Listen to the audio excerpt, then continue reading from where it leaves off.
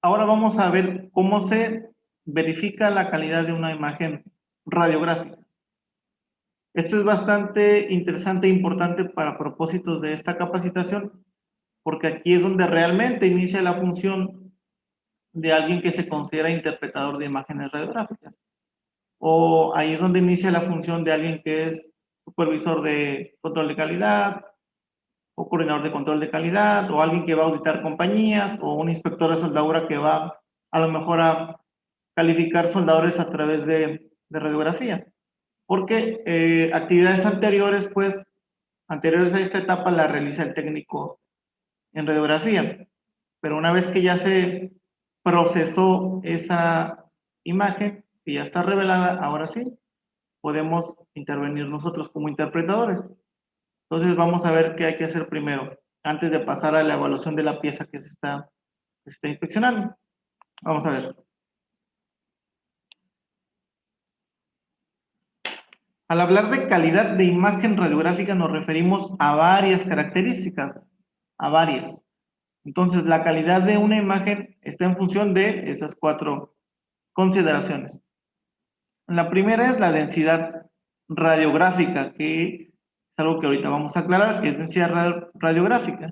También del contraste radiográfico, ahí vamos 2. Definición o el detalle que tiene la imagen, también es algo muy importante para una buena calidad de imagen. Y finalmente, la sensibilidad que necesitamos, la sensibilidad radiográfica en este caso. Vamos a ver una por una. Primero, la densidad. La densidad. Y estamos hablando de la densidad radiográfica ya en la película. Densidad de la película. Pudiéramos usar otras palabras más simples como decir, es el grado de oscurecimiento, qué tan negra quedó esa zona de la película, pero el término técnico y correcto pues es densidad. Entonces, esta densidad radiográfica depende de la propia densidad del material, también depende del espesor o espesores que tenga la pieza bajo prueba, del tiempo que se le haya dado de exposición y también de el revelado. 2 causas muy comunes de la sobredensidad o una densidad muy alta son las siguientes. Un tiempo de exposición muy prolongado y además un sobrerevelado. Entonces, estas 2 en combinación me van a dar una imagen muy oscura, por eso es que hay que controlarlos. Pero vamos a ver qué es densidad. Densidad significa en la película radiográfica qué tanta luz transmite esa película o esa zona de la película al ya haber sido procesada y revelada. Es decir, cuando hablamos de, has escuchado muy común el rango de densidades, por ejemplo, de 2 a 4, digamos que es un rango muy común de densidad, ¿no? Pero ¿qué significa? Cuando se dice que una película tiene la densidad 2, significa que si le hiciéramos pasar luz visible de un lado, que de hecho es lo que hace el negatoscopio, le hacemos pasar luz visible de un lado y tenemos densidad 2, significa que solamente transmitimos hacia el otro lado el 1% de la luz original. Solamente el 1% pasa al otro lado. Esa es una densidad número 2. Número 2. Si nos vamos al otro extremo, que sería la densidad 4, significa que del 100% de luz visible que pusiéramos de un lado, hacia el otro lado de la película solamente, hacia el otro lado de la película solamente se va a transmitir el 0.01%. Entonces, como es más denso, atenúa más esta luz visible. Entonces, digamos que ese es el rango más común, de 2 a 4, porque si tuviéramos una densidad menor o mayor, pasaría lo siguiente. Imagínate que sobreexpusimos y además el revelado fue prolongado y nos da una densidad de 5. Entonces, al tener densidad 5, que ya no cumple con la mayoría de normas, significa que la luz casi nada pasa al otro lado, solamente pasaría el 0.001% de luz. Es una zona muy oscura, muy negra. Y esta alta densidad no me permite hacer una buena interpretación. Nos podemos ir al otro extremo cuando la densidad es 0, o por ejemplo 1, cuando es 1.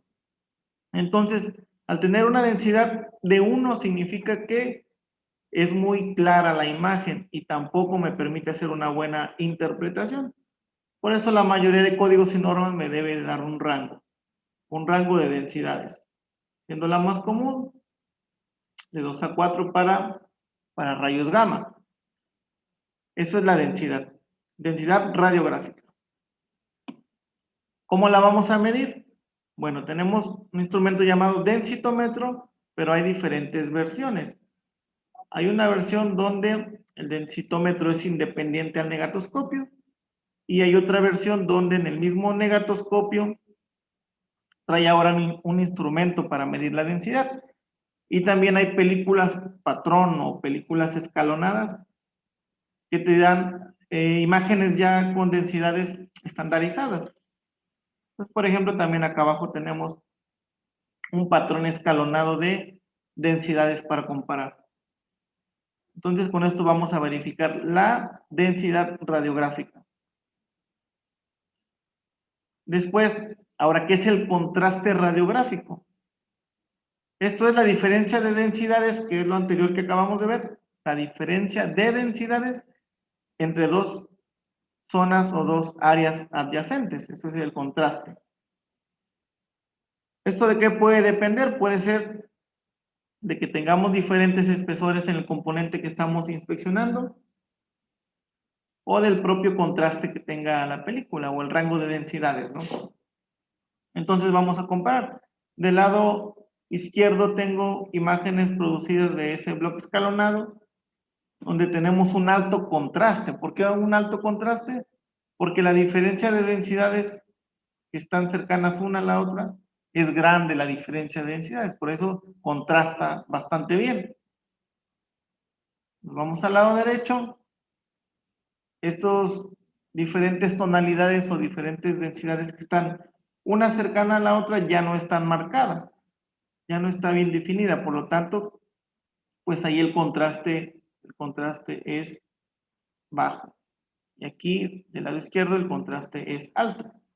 Eso es contraste y ahorita lo vas a relacionar a la calidad total. Entonces llevamos densidad radiográfica, contraste radiográfico. Aquí tenemos ejemplo de esto, ¿no? Otros contrastes comparativos. Tenemos del lado izquierdo contraste bastante bueno porque son bien marcados cada una de esas zonas. En el caso de la imagen de la derecha, si vemos las últimas dos, pues ya no es tan marcada esa diferencia. A ese rango de espesores que pueden ser registrados en una película se le conoce como latitud.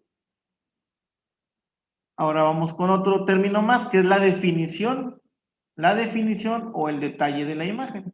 Esto está relacionado, podrás recordar lo que vimos al inicio del curso, que es la penumbra geométrica, la zona borrosa. Está muy relacionado a eso. Comparemos estas dos imágenes. Tenemos una imagen del lado izquierdo con una muy mala definición, se ve borrosa la imagen, o esas indicaciones redondeadas no están bien marcadas. Si eso lo comparamos con la imagen de la derecha, ahora esas indicaciones redondeadas son bien definidas o más definidas que las otras. Entonces, eso es la definición. Pero ahora, ¿de qué depende esta definición?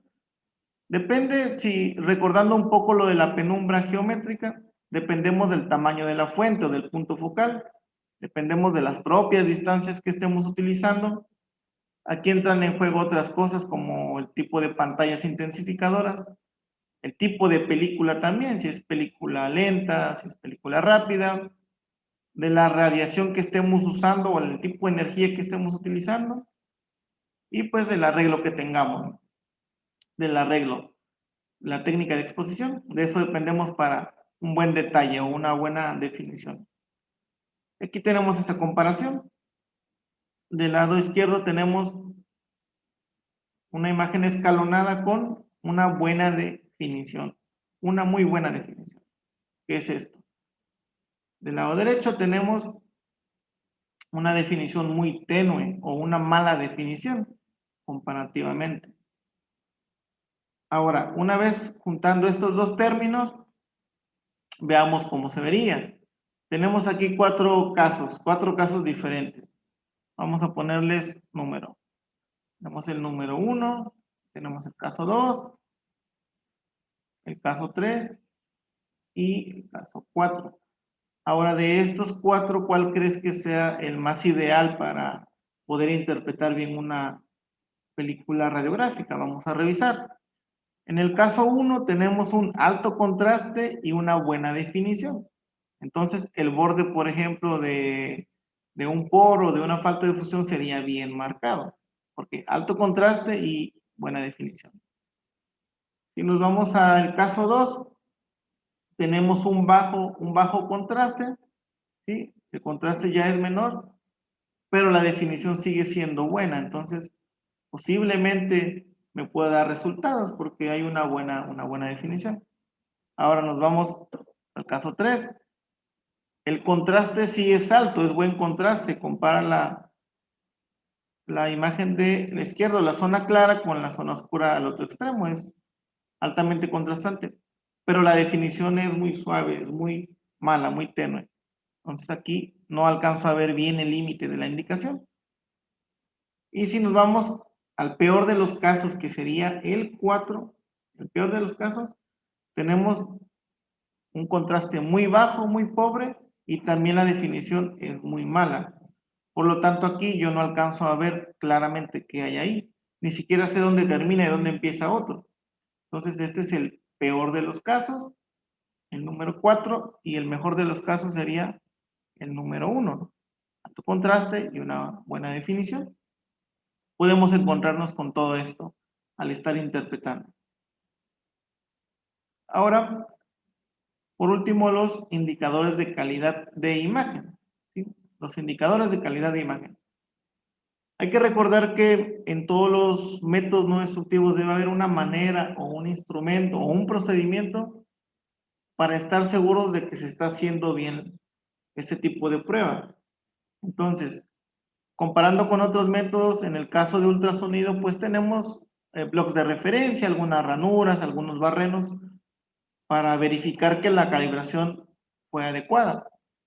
En el caso, por ejemplo, de partículas magnéticas con yugo, pues tenemos una barra que podemos levantar con ese yugo para ver cómo está funcionando, ¿no? Tenemos lainas o indicadores de campo para otras técnicas y ver la dirección de magnetización. Entonces, así en todos los métodos debe haber algo. Y aquí, en radiografía, tenemos algo que se llama IQI, que significa indicador de calidad de imagen. Indicador de calidad de imagen. Y vamos a ver cómo es que se utilizan. Primero, ¿para qué o por qué los usamos? Porque esta imagen del IQI en la radiografía, en la imagen, pues es una evidencia y es permanente. ¿De qué? De que la prueba fue llevada a cabo en condiciones buenas, en óptimas condiciones.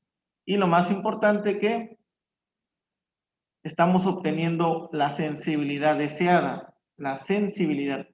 Entonces, digamos que el uso principal, pudiéramos decir que es para asegurar la sensibilidad de esta prueba, ¿no? La opción 1 es que el IQI se ponga del lado fuente. Aquí tenemos la fuente. Entonces, la opción 1 es que esté del lado fuente. Pero no siempre es posible. Entonces, las normas, va a haber excepciones donde nos permiten ya no ponerlo ahí, tal vez porque no tengamos acceso y nos permiten ponerlo al otro lado, en la película. Habría que verificar cada código, cada norma. Generalmente la opción 1 va a ser ponerlo del lado fuente. Entonces hay dos versiones de estos IQIs. Tenemos este que se llama de barreno o de agujero. De barreno o de agujero. Hay en diferentes espesores y hay diferentes niveles de calidad que ahorita vamos a revisar eso. Entonces, IQI de barreno y de agujero. Después tenemos este otro que se llaman IQIs de alambre. Tiene 6 alambres en la versión americana de ASTM con diferentes diámetros. y separaciones estandarizadas. Este es un IQI llamado de alambre, o de hilo, también lo conocen como de hilo. Entonces vamos a revisar primero qué es nivel de calidad. Nivel de calidad. Entonces, con esto vamos a definir la sensibilidad. ¿Qué necesitamos? ¿Qué necesitamos? Entonces, este nivel de calidad generalmente se tendría que acordar con el cliente o tendríamos que revisar la norma que nos aplique para ver cuál nos solicita. Pero vamos a ver un ejemplo. El más común de todos estos niveles de calidad es uno conocido como 2, nivel de calidad 2-2T. Así se mencionaría, pero ¿qué significa, no? Bueno, el primer dígito, ese primer número 2 significa 2%, eso significa que el espesor del líquido que voy a utilizar es el 2% del espesor del material que voy a radiografiar. Eso significa que debo seleccionarlo en base al 2% del espesor que voy a radiar. Después tengo un guión y tengo otro número. En este caso es el número 2. Significa que necesito yo detectar el barreno o el agujero llamado 2T. ¿Sí? Y la T mayúscula aquí es el espesor de el IQI de barreno. Vamos a ver esas imágenes para que quede más claro. Aquí tenemos los IQIs de barrenos o de agujeros. Cada uno de ellos está identificado con un número. Por ejemplo, vamos con el número 5. Ese 5 significa que el espesor de ese IQI, de esa placa del IQI, tiene 5 milésimas. Después tenemos el número 10, que tiene 10 milésimas de espesor, y así sucesivamente. Entonces, ¿cómo voy a saber cuál me aplica? Bueno, cada código, cada norma tiene sus tablas para seleccionarlos, pero comúnmente estamos basados en ese nivel de calidad que mencionamos, que es el 2-2T, ¿no? Entonces vamos a ver de dónde viene el 2T. Estos IQIs tienen tres barrenos diferentes. Vamos a agarrar uno como referencia, el de 35 milésimas. Tenemos un barreno pequeñito al centro, tenemos un barreno más grande, el más grande de los tres, y el barreno intermedio. Tenemos esos tres. Entonces, ¿de qué diámetro son esos barrenos o esos agujeros? Bueno, ahí viene esto, ¿no? El más pequeño se dice que es el barreno 1T, es decir, su diámetro es igual al espesor de este QI. Después tenemos el que le sigue, que es el barreno conocido como 2T, barreno 2T, que es 2 veces el espesor que tengamos aquí en la placa de este IQI. Y el más grande es el barreno 4T, 4 veces el espesor de la placa de este IQI. A eso se refieren con el 1T, 2T y 4T. Entonces, regresando al mismo ejemplo, si tengo un nivel de sensibilidad 2-2T, significa que el IQI que yo elija debe ser el 2% del espesor que voy a radiar y que debo detectar el agujero o el barreno número 2, que sería el 2T. A eso se refiere, es decir, de los tres barrenos que yo tengo, no estoy obligado a detectar el más pequeño, con que detecte el 2T, que sería el intermedio, sería suficiente para la sensibilidad. A eso se refiere. Algo equivalente a esto serían los de hilo, los de alambre. Aquí cada norma, cada código te va a decir qué número de alambre debes observar en la película, en la imagen, para que sea aceptable la toma que se hizo. Entonces tenemos diferentes diámetros y estos vienen tabulados en las normas. Te dicen cuál es el diámetro y número de cada alambre y cuál es el que debes detectar, que se conoce como alambre esencial, o en este caso como agujero esencial. Y hay que tener muy en cuenta esto porque si nos piden ver, imagínate que el 2% del espesor que vas a radiar son 30 milésimas y este es el IQI que te corresponde. Y cuando ya se procesó la película, se hizo la toma, se reveló, vamos al negatoscopio y solamente alcanzas a ver el barreno que equivale a 4T, 4 veces el espesor de este IQI. Y los otros ya no los ves. Entonces ahí yo no estoy cumpliendo con esa sensibilidad porque veo el más grande, pero ¿dónde está el 2T? No lo veo, ¿no? Ahí entonces estaría incumpliendo, ¿no? Puede ser el caso contrario. El caso contrario sería que si a mí me piden ver el barreno 2T y entonces cuando yo proceso mi película y cuando ya revelo y veo los 3 barrenos en la imagen, pues significa que cumplo con esa sensibilidad de 2T e incluso la supero, ¿no? Porque estoy viendo algo más pequeño. Entonces, como mínimo hay que detectar lo que en las normas venga indicado como el agujero esencial o el alambre esencial. Al menos eso debemos detectar. Entonces,